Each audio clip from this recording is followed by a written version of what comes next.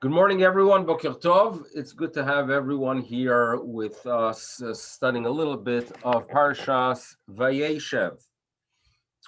We are going to start off by thanking our sponsors. So we have actually, for this week's Parashat Hashavua Shir, we have three sponsors. Number one, we would like to thank David and Ruth Zimmerman. It's a sponsor to commemorate the yahrzeit of Ruth's parents, Yosef ben Avram Abba Zichrona Livracha, and Sarah Miriam bat Binyamin Cohen Zichrona Livracha. So we do thank you very much for the sponsorship. The Neshamos should have an aliyah from the words of Torah and from our gathering here today. We also want to thank Arthur and Molly Kaplan, and they sponsored to commemorate the yahrzeit of Molly's father, Velvel Kleiner, Velvel ben Shalom V'mala, Zchrono Livracha. So we thank you very much. The Neshama should have an aliyah from the words of Torah and from our gathering here today. And also, I would like to thank Pesi and Mordechai Weitzner. Hope they're doing well. I haven't seen you some time. To commemorate the yahrzeit of Pesi's mother, Lily Rosen, Le'ita bas Shmuel Zanvil HaKoyen ve'Brondel HaKohenet. Today it's the actual yahrzeit Bo Bayom. So we thank you as well. May the neshamas all benefit from our words of Torah, and it is very kind of everyone for remembering the fact that sponsorship is indeed an opportunity to go ahead and do good for those that are not here with us physically, but spiritually, obviously, yes. Parashat Vayeshev. That's what we're going to be studying here today.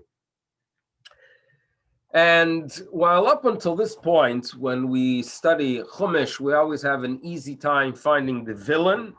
For children, Chumash is lots of fun. I mean, I grew up with loving Chumash. And especially when you have the good and the bad, it's always clear when you have the good guy and the bad guy, and you could root for the good guy.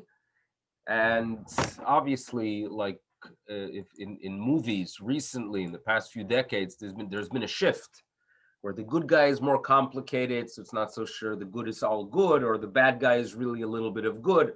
But as a child, things are simple. Esav bad, Yaakov good, Ishmael bad, Yitzchak good. And then you get to this very complicated parsha, which really is all about Klal Yisrael, because we're complicated. We're complicated. You have here a situation of tremendous tension within a family. And it is very, very hard to somehow sugarcoat it, because it is so harsh and so brutal and nasty. And at the same time, we try to walk away with the concept that all of them are very, very special, shiftei ka. So it's a partial we struggle with, really. Here they are, right? They are etched into the stones on the breastplate of the high priest, indicating that these are spiritual beings, the ones who create the very special nation that is here to inspire the world. But one of them is busy sharing negative information about the others, forwarding every negative WhatsApp that Yosef hears about his brothers. He immediately forwards it to his dad. And also their attitude towards their brother is one of jealousy, hatred, and then a desire to kill. So we have great difficulty in this week's Parsha. Now, the traditional way of really dealing with it all is Yosef viewed himself as one that has a role of leadership, meaning he was the Ben Zikunim, the Ben Skunim. What exactly is a Ben Skunim? So the most basic way of translating this title that is placed upon Yosef is that he was the child that was born when his father was old, which there's some level of difficulty with it, because he had two brothers, right? Zvulun, for example, was maybe a year or two older than him. So his father was quite old already when the other children were born as well. And also there's Binyamin, who was born even later. Why is he called the Ben Zekunim? So others take the approach that the Ben Zekunim of Yosef actually refers to the one, he was the child designated to take care of the father. Okay, like sometimes we look, Miriam and I look at our Bas Zekunim, and the question is, what exactly is a Bas Zekunim? In other words, if it means the one that was born when we were older, she's a Bas Zekunim. If it means the one that is there to serve the parents, she's not the Bas Zekunim, because we do more for her than she does for us, Baruch Hashem, at this stage, right? And the older kids pointed out that when they hear that she's perhaps a little bit unhappy about something that was put in her lunch, they're quite surprised, because their claim was that when we were 12, no one made lunch for us. We were expected to make lunch at age 12. So what does that mean, you're making lunch for Avigail? That's absurd. So she is not a Bas Zekunim if it means the ones that's serving the parents. Now, another approach of Ben Zekunim is the Zikna here is not referring to age, but rather to wisdom. That Yaakov sees in Yosef as the one that's going to carry a tradition on. He's going to have knowledge, he's going to have teachings, he's going to have information that relates to leadership. And therefore, Yaakov sees in him as the one that's going to continue the role of being the son that carries the dynasty. And therefore, Yosef, number one, feels that responsibility. And therefore, when you place a role of leadership on someone that is not fully mature, you're going to have problems. Because leadership in a corrupt form is to find the flaws in others and try to fix them. That's flawed leadership. Real leadership is to act in a way that you inspire others. So Yosef is the one who sees himself in the future as a leader, and perhaps he was indeed designated as a leader, but he wasn't mature enough to deal with that responsibility, and that created the tension. So that's an approach that's presented. And perhaps for the brothers, their concern was that a leader among many siblings is far more than just taking it upon yourself to be a follower, but perhaps you're going to be completely rejected, because they knew the history of the family. They knew that their grandfather, Yitzchak, had a brother that would not be the one carrying the legacy of Avraham Avinu. They knew very well they had an uncle called Esav that was not carrying on the legacy of Avraham Avinu. And if suddenly Yosef and the relationship between father and son is such that he seems to be the one carrying a legacy, perhaps that means that we're going to be rejected. And therefore, they had a very harsh reaction to what was taking place. That's the general approach we take with these individuals. Throughout the years, we've had many, many different insights as to what exactly, how far did they go? Was it right for them to go ahead and be so harsh and react in such a harsh way? But the bottom line is they decide to sell him. And there is one brother that takes a role here, a very active role in making that decision to go ahead and sell their brother. And that is obviously Yehuda. Yehuda says to them, listen here. Vayomer Yehuda el Echav. Yehuda tells his brothers, Ma betza kinaroget achinu. What are we going to gain by killing our brother and then trying to cover it up? Let's sell him to the Ishmaelim, and by selling him, we're not going to have to ever worry of him pushing us aside, of him being the one to carry the legacy of Avraham and living us to only have dust in our eyes, but rather we can carry on by getting rid of him through a sale. And that's obviously what takes place. So the father obviously deals with it in a very, very bitter way. He finds no comfort. And it appears, as we're going to focus on our main parsha today, the story of Yehuda himself, which appears in the middle of the Parashat Vayeshev. It appears that the bitterness of the father made the brothers rethink their decision.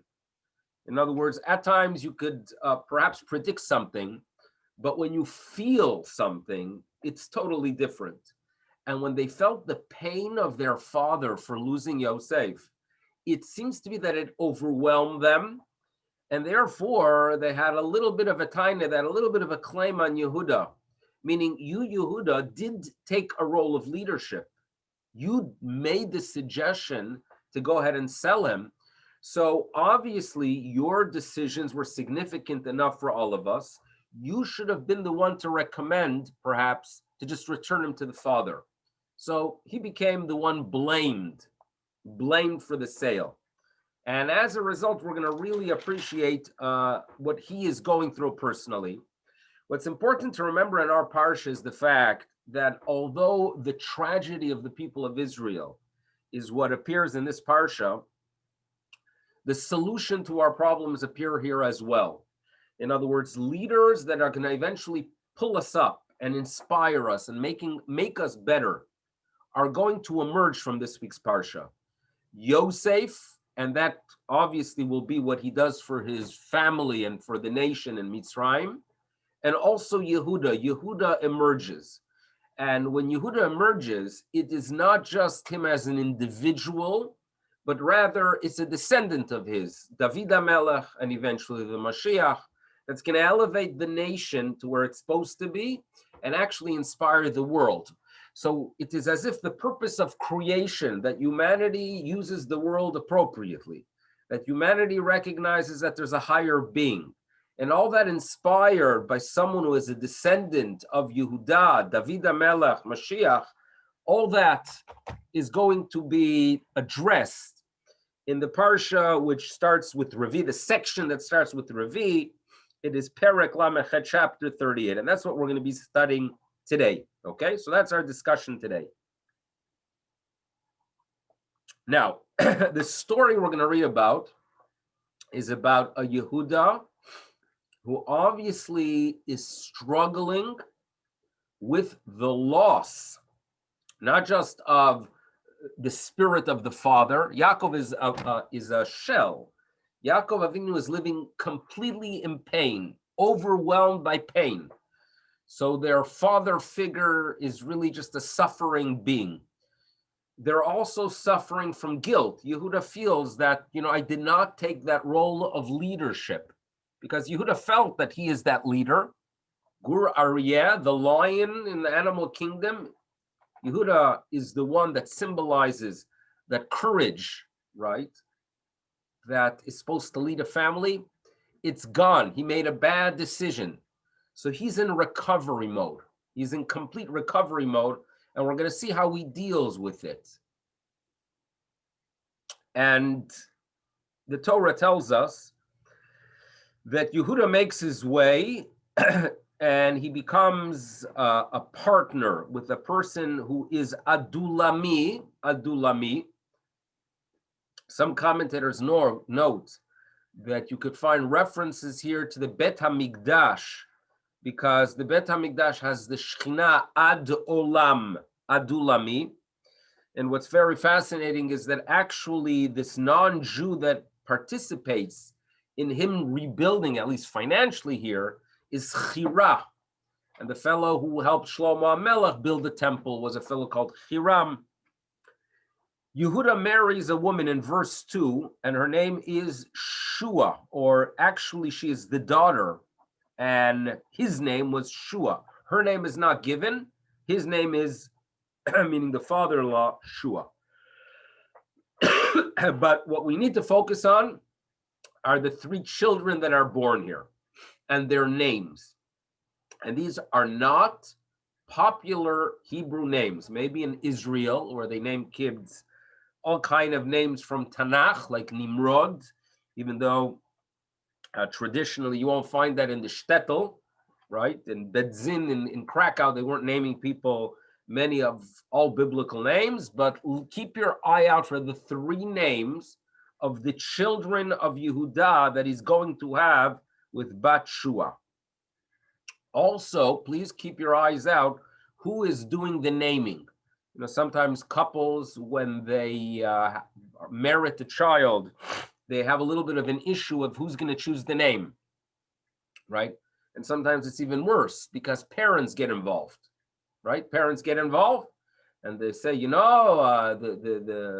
great aunt Bela Freda, no one named after her yet. I'm not saying I'm not getting involved, right?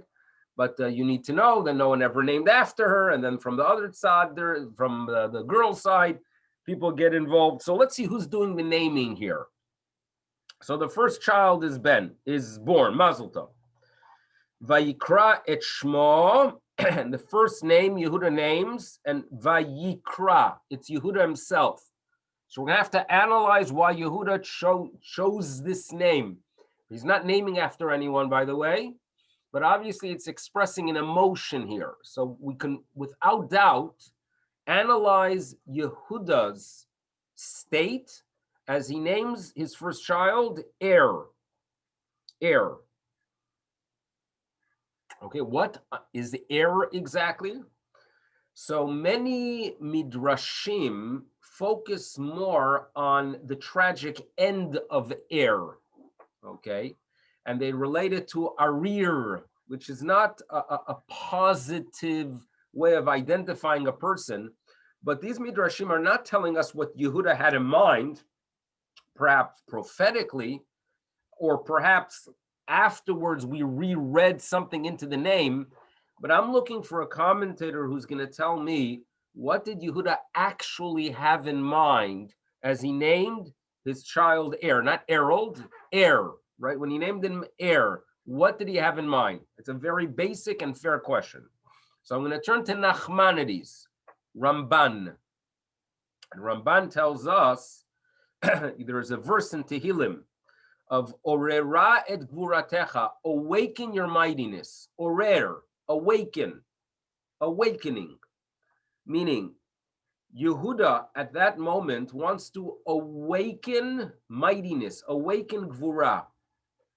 And the way I understand it, here is a person that felt, I deserve leadership, I am a leader, and someone who naturally wants to lead is quite uncomfortable when there are circumstances where he feels that he's tied up. His mightiness is sleeping, right? There's a force that needs awakening. With the child born, he feels that perhaps this occasion, perhaps this event, or perhaps through this child, there could be an awakening that I'll feel my mightiness, my strength, my courage, the leadership that I have within me, that others turn to me for guidance and for inspiration. Perhaps this event will awaken it. Okay, he wants things to awaken. So it's an appropriate name for someone that's going through this dry spell, right? Sometimes writers go through dry spells. People who are artistic or creative, it could be creative in many ways. Sometimes you merit that you could suddenly create endless amount of thought and information and chidushim, and sometimes you go through a dry spell. Yehuda wants an awakening, so that's how you should read the name Er. Ramban tells us, and obviously that is, in my opinion, very close to Pshat. Child number two. So Mazel Tov. There's a boy. Vatikra et shmo Onan. Now, who's doing the naming here? Who's doing the naming? Not Yehuda. It's his wife. The wife is doing the naming here. Vatikra et shmo Onan. What's that name all about?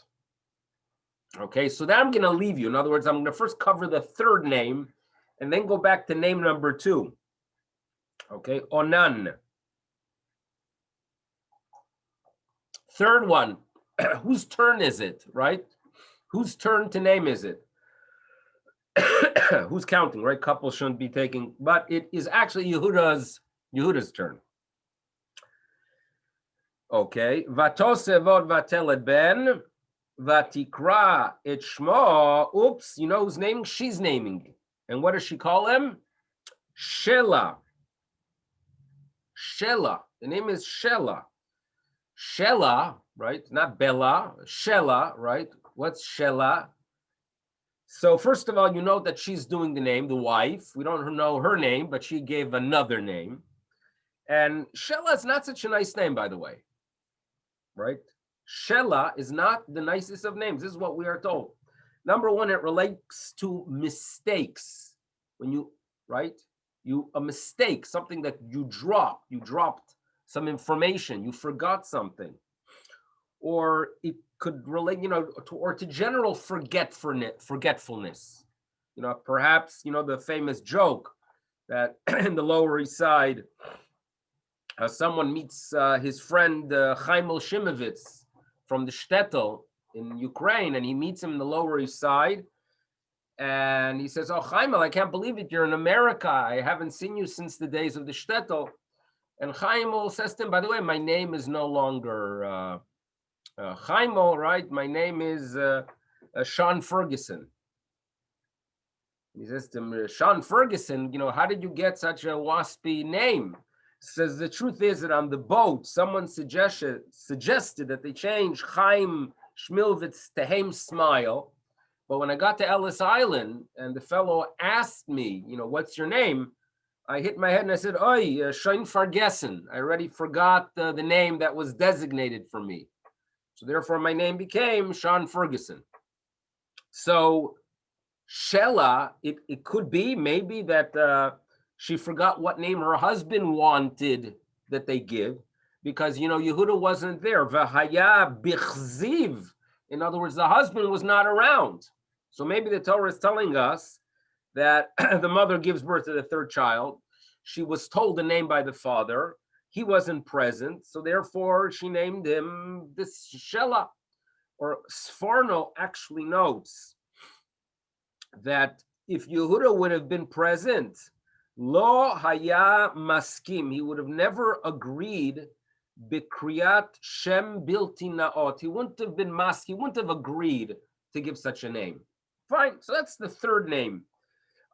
Some commentators note that the third name really symbolizes all that is going to occur afterwards with this child, because this child, the youngest one, is the one that's going to survive the tragic passing of his two older brothers. And Tamar, as you know the story, Tamar, who was first married to Er, and Er died. And then Tamar married Onan, and he sinned as well, and he died.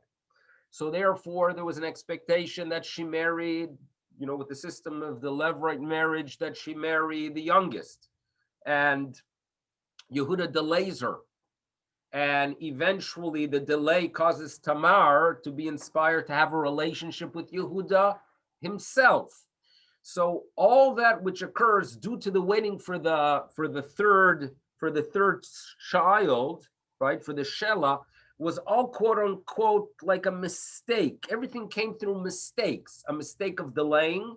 The relationship she had to have with him was a mistake of Yehuda. Having a relationship with the prostitute is not something you do with pride, but a mistake. So therefore, the name Shela symbolizes this idea of what is waiting to occur regarding this fellow. Fine. Okay, so that's Shela. But what I want to do is really focus on child number 2, Onan. What kind of name is that? What kind of name is that? And we're not going to focus on how we look at it afterwards, retroactively, after the section plays out. I want to really approach them as people, meaning there's a mother here, there's a father here. Yes, she chose a name. What is she thinking? I go through the commentators looking for what were they thinking at that moment. If the first name relates to the struggle Yehuda is going through, what exactly does this second name tell us? So I turn back to Nachmanides, to Ramban. Okay, I turn back to Ramban.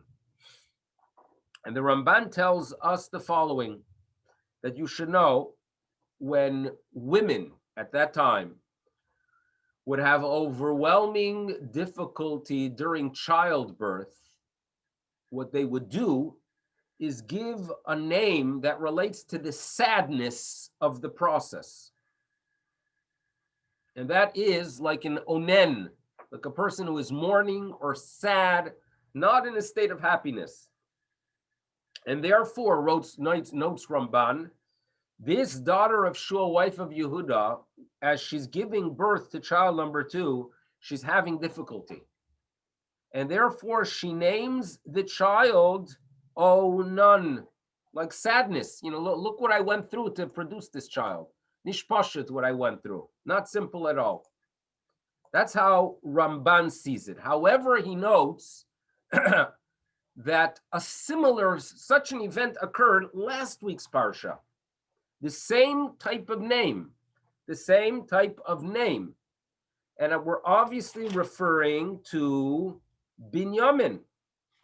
That when Binyamin is born, Binyamin, the youngest son of Yaakov, Rachel's child, she unfortunately did not just have a difficult birth, not just difficulty during the process of giving birth, but she actually died in the process. Vayehi betzet nafsha, as her soul is departing.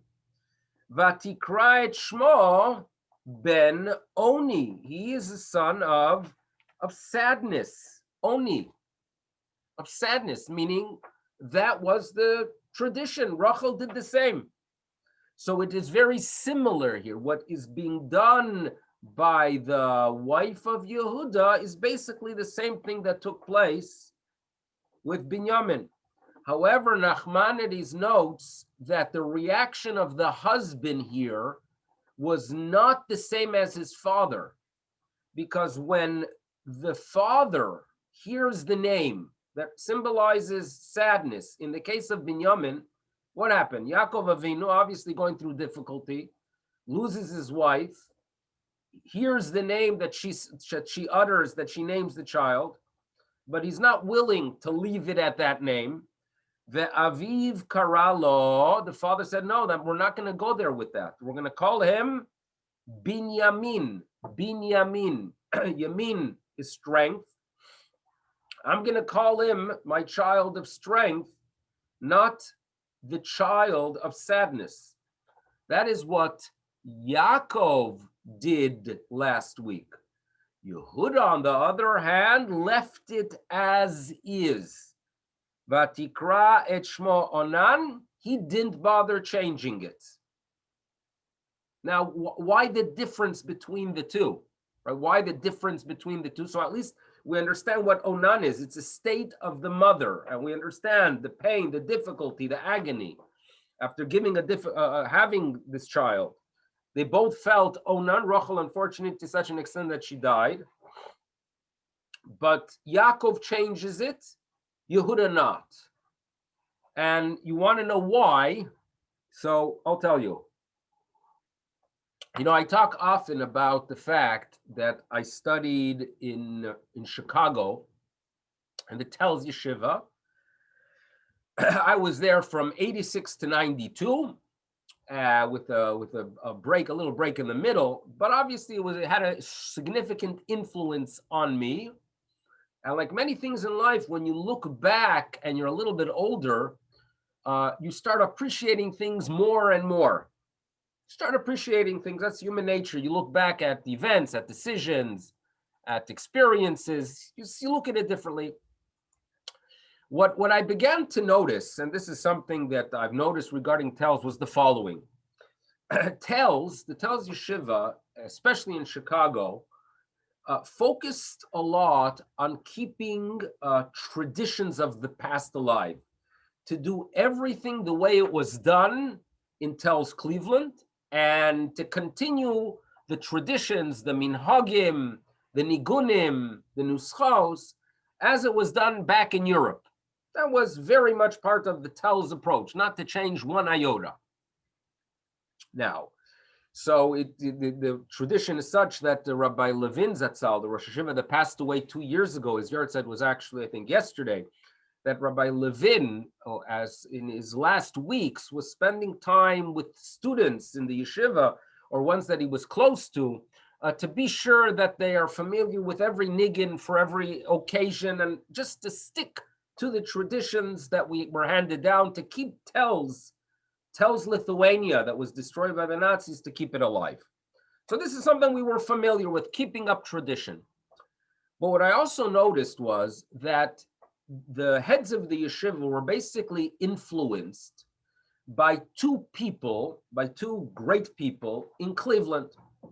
And that is, one of them was Rabbi Eli Meir Bloch, Rabbi Bloch, and the other one was Rabbi Chaim Mordechai Katz. And these two rabbis, who were brother-in-laws, were active in Telz, Lithuania. In the beginning of the war, either 1939, they left Lithuania due to financial crisis that was taking place and the need for funds in Lithuania. They got stuck in North America as World War II broke out. They got stuck in North America. And obviously they couldn't return. By 1941, when they realized that they're not going back to Lithuania any time in the near future, they established the yeshiva in Cleveland. Now, both of them left back families in Lita in Lithuania. Rabbi Katz had a wife and 10 children. Rabbi Bloch had a wife there with 11 children in Lithuania. So eventually they got the news. I don't know when exactly, if in 1944 or 1945. They both got the news that their families are gone. In other words, Rabbi Eli Meir Bloch, out of his 11 children, one survived. And Rabbi Chaim Mordechai Katz lost a wife and all his children.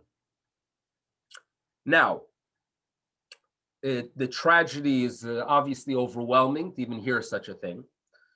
But what's fascinating is the fact that my Rosh Hashiva Rabbi Levin would note that you never ever saw them in a state of sadness. And I'll quote here when he talks about Rabbi Katz, for example, he notes he always had a simcha v'chiyuch. He always was full of happiness and smiling. Me'olam lo ra'inuhu atzev. He wasn't a sad man. And it appears that matarato, in other words, his deep desire to re-establish a Torah center, that there should be Torah continuity in America, was so much his focus that it was monea mimeno habechi. He couldn't cry, he couldn't sit and mourn when he felt extremely busy and responsible for rebuilding. Now, both of them, thank God, did remarry, had some children, but it was more than his own family of rebuilding. He rebuilt a yeshiva to be sure that there's continuity for Torah. And that gave them the ability to somehow not be overwhelmed by their sorrow, by what they went through personally and what their family, and obviously it's not just losing their family, their whole life was gone. And then Rabbi Levin in Chicago would share the following in the name of his teacher, Rabbi Bloch. Rabbi Bloch shares the following, that when Yaakov loses his beloved wife, Rachel, he's overwhelmed. And he looks at the child that was born, that was left after the tragedy, and the mother calls him a child of sadness, right? Ben Oni, a child of sadness, of mourning. Yaakov Avinu tirgem et ha'oni shel tragedia tsa'ar ve'avelut. He was able to translate the sadness of tragedy, pain, and mourning to what? To Oz and Gvura, to mightiness. In other words, the change of the name of Binyamin, the change from the son of sadness, of tragedy, to the son of strength, is really the way he decided to address the issue. I'm in pain, yes, but I'm not going to let that take charge of me. You know what I'm going to do? I'm going to strengthen myself to carry on. I have a matara, I have a goal here, that there should be continuity, right? I have to lead this family. I have to be sure that the message that I received from my father and grandfather lives on. I'm going to go ahead and somehow translate the pain of tragedy and somehow move forward with strength. That was Yaakov Avinu. And Rabbi Bloch says this is what, now as Rabbi Bloch would read and explain the verse in the Torah, he himself would say, this is what I read to get strength during my life. In other words, and this was the story of these great rabbis that influenced, right, the Telz Yeshiva of Cleveland, and eventually something that was carried on to where I studied, that their analysis of life was, yes, there was incredible pain, incredible tragedy. We're going to somehow translate it or manipulate it and take that deep feeling and somehow transform it into courage to do incredible things, strength, from pain to strength. That's the Binyamin. Don't let it sit in Oni. Don't let tragedy sit upon you. Don't let it freeze you. Change it. That was the message. And especially the older I get, I realize that that was really the legacy that was, perhaps they always talked about connecting it back to Europe, but there was this strong movement of dealing with difficulty by going ahead and rolling up your sleeves and doing something, using it and translating into strength. So that's the greatness of Yaakov. But suddenly you realize here, again, that Yehuda is going through difficulty. Because back to our parsha, child number 2 is born. The daughter of Shua has difficulty during birth. She names him Onan. She names him sadness. There's sadness here with this experience. Who knows if her recovery was normal? Perhaps for months upon months, she was still in pain and agony from the birth. She is in a state of sadness. Nachmanides points out that, you know what Yehuda doesn't do? He doesn't change the name. He doesn't have the strength of his father to change the Onen to Binyamin, for example. He didn't change it. And I think, again, we're analyzing Yehuda's state of being down. He first wants something external to awaken him. Something external, right? The first child is what? Orerad Gvuratecha. Something should awaken me, right? People who wait around for, for success, that they should be found, right? People, you hear stories of people that would go to Hollywood for talent. And some people with big egos and laziness would just wait around, waiting to be found by mistake in a 7-Eleven, that some talent agent should find them and they become the next Sean Connery. In other words, they're dreaming that they're going to be found, right? That something external should awaken me. That doesn't work like that in life, right? But when you're in a state that you expect something, I'm a leader and it's not happening, I first want an Orerat Gvuratecha. With child number 2, where there would be an expectation to change the name. And that's what leadership would be, to turn to the wife and say, no, we have to somehow, yes, you go through difficulty, but we're not going to name a child that will just retain the sign that will always remind us of sadness. Let's be inspired by Yaakov to change it to something of strength. Yehuda can't do it. And for the third child, right, just the mistake child, right, the Shelah. So here is Yehuda in the state of tragedy. He's in the state of lost his mojo, lost his ability to lead. But eventually it all comes back. And there's one moment that really changes Yehuda forever, and changes his role forever. And that is how to deal with a mistake, right? How to deal with a mistake. Responsibility. So what happens? You know the story, that Tamar, a very righteous woman, recognizes that there's something very unique in this family, wants to be sure that the continuity, that her children are from that family. Before Matan Torah, the concept of Yibum was done by any close family member. So when Shelah was not given to her to produce the next generation, she decides she's going to get Yehuda. Yehuda stumbles with her thinking she's Zonah. The relationship they do have. However, when they find out she's pregnant and she was not released from the family, they want to go ahead and execute her. And then she responds, you want to know who the father is?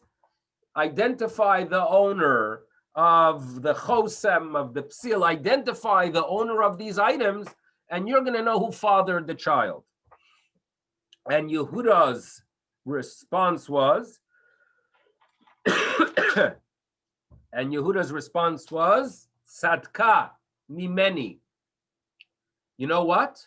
She's right. Number one, one way of understanding these words are, you know what? She is right. It's from me. I'm the father. And to make that public declaration, obviously not pleasant, right? Nixon, without doubt, would cover it up.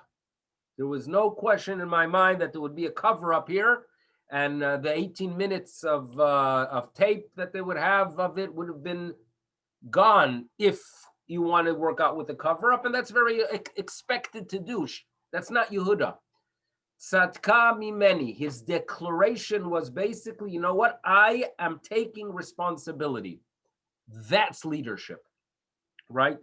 You know that Harry Truman, President Truman, had the sign on his desk, right? The buck stops here. The buck stops here. And it was basically declaring, I take responsibility. I can't blame someone else. I can't go ahead and blame the media. I can't go ahead and blame the fake news. I take responsibility. That is leadership. And that is the moment that Yehuda becomes Yehuda. Right? When Yehuda is modeh, when he admits, you know what? I made a mistake. I'm going to address it. I'm going to deal with circumstances, not expect something external to bestow kavod and honor upon me, but rather there is a situation. I made a mistake. I'm going to admit it. I'm going to deal with it and then do the right thing. Welcome to the Yehuda that produces, as we'll see soon, the family of royalty, the family that has inspired us for thousands of years, and the family that really is going to guide humanity. 2 words. And welcome to the success story of Yehuda. What is leadership? Taking responsibility. And sometimes it's not easy. Sometimes it's not easy. You know, when a few years ago, the summer of 2016, I took, it was in August, and I took my two boys, Moshe and Hillel. We went down to Washington. And the reason was Moshe was going to Ner Yisrael Yeshiva, so we decided to go to Washington. I won't forget the year, because Hillel, for fun, got himself a cheaper version of a Trump Pence hat, one that he ordered on Amazon. And he walked around with the Trump Pence hats throughout Washington. And for everyone, it was a funny thing, because we knew that come November, no one's going to remember Trump, because it was very clear that he's going to lose the election. So it was a fun thing during that summertime that he could wear his Trump hat. So among the locations I took them in Washington was to a place called DuPont Circle. DuPont Circle. Now, DuPont Circle is, for someone that is interested in Israeli politics, is a very significant location. And I took them to a bank. It has a new name today, but it used to be known as the National Bank of Washington. And I showed them the bank, and then I told them a little bit of the history of National Bank in Washington on DuPont Circle. And it works as follows. After Yitzhak Rabin finished his military career in 1968, so obviously he was eyeing politics, but he said he told the government officials who were going to welcome him to any position in government, he said he would like to go to Washington as the Israeli ambassador to the United States, which was quite shocking to many. Yitzhak Rabin was the last person that enjoyed small talk, but Rabin felt that there's going to be a shift, that while up until that point, Israel was getting a lot of its weapons from France, he understood that the relationship with the United States needs to be strengthened. So they sent him to Washington, and he was overall a successful Israeli ambassador to DC.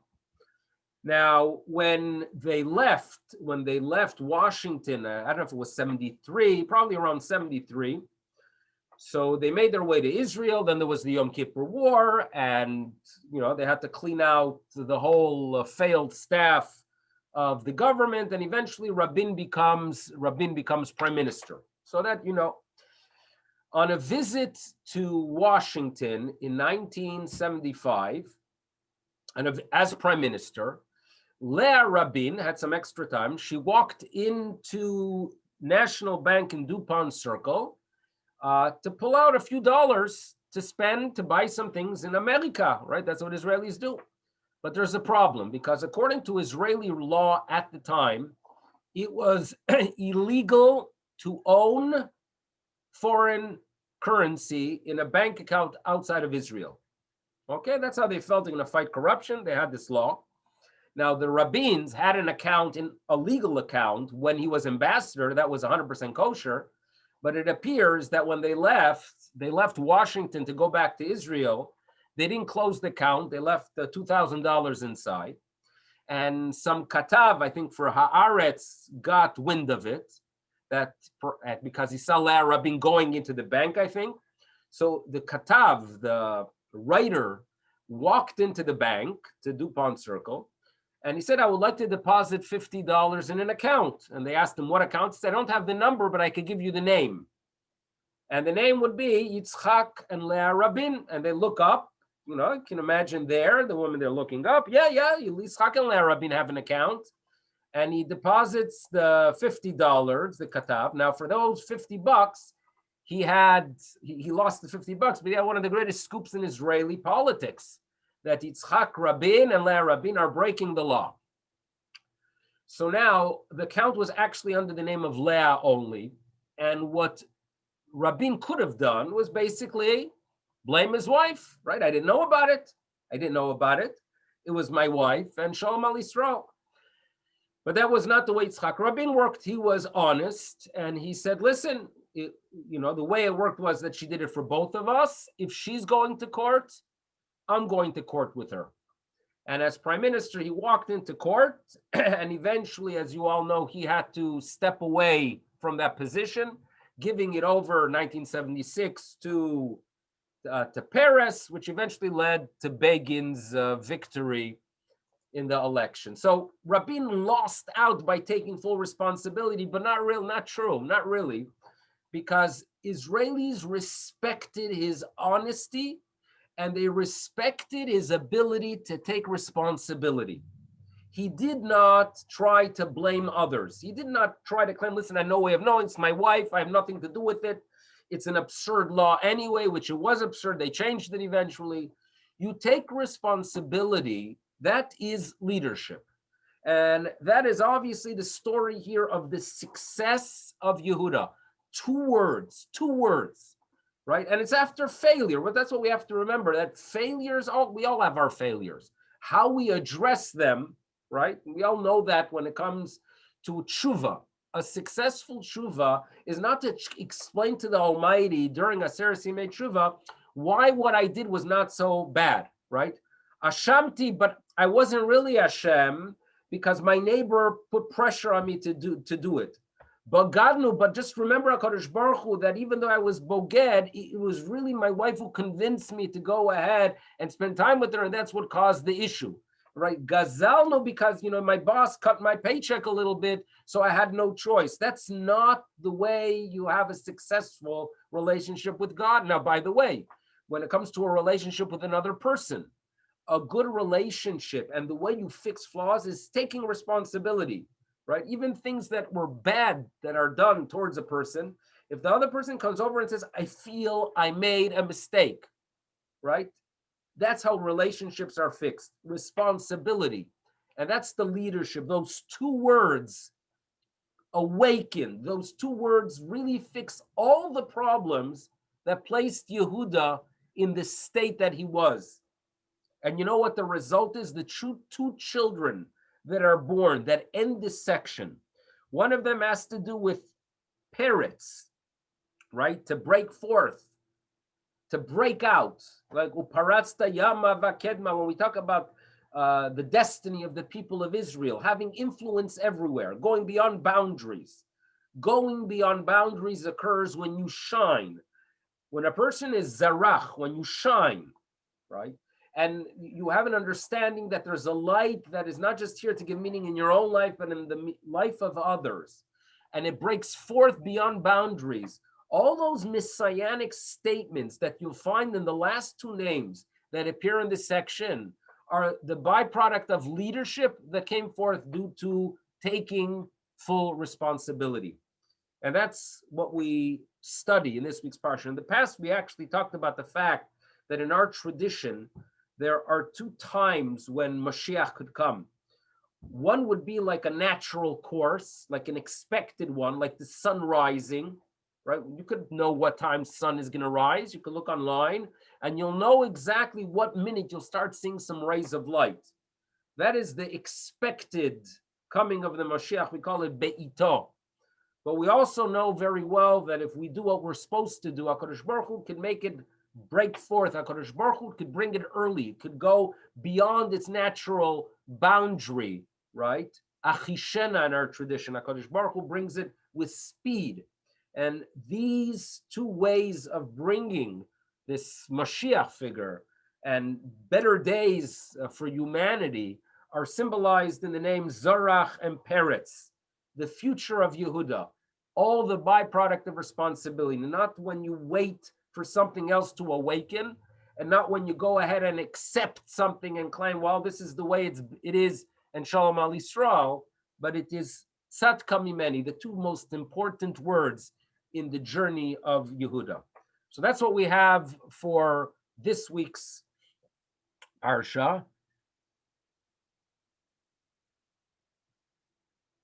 Interesting. Okay, good shkach, David. Okay. So we thank again our sponsors. Just to mention, I'd like to thank our sponsors. I would like to thank David and Ruth Zimmerman, Arthur and Molly Kaplan, Ox Pessi, and Mordechai Weitzner. I thank everyone for participating in this parsha, very loaded parsha. Thursday night, we have an Adlokas Neros at 5:15 online, and Bezrat Hashem next week, we will have Parshat HaShavua, same time, same place. We should hear good things. So good day to all. I'll stop the recording.